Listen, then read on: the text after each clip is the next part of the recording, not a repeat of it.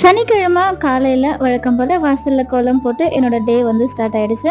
Day by day கோலம் video கேட்குறதால ரெகுலராக நான் வாசலில் போடுற கோலம் வந்து ஷார்ட்ஸ் வீடியோவில், அதுக்கப்புறம் லாங் வீடியோவில் கூட சம்டைம்ஸ் கொடுத்துருக்கேன்.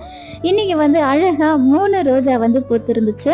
இந்த காக்கட்டாம்பூ வந்து ரொம்ப நாளாக செடி வந்து வளரவே இல்லை. இந்த வருஷம் வந்து கொஞ்சம் பூக்க ஆரம்பிச்சிடுச்சு.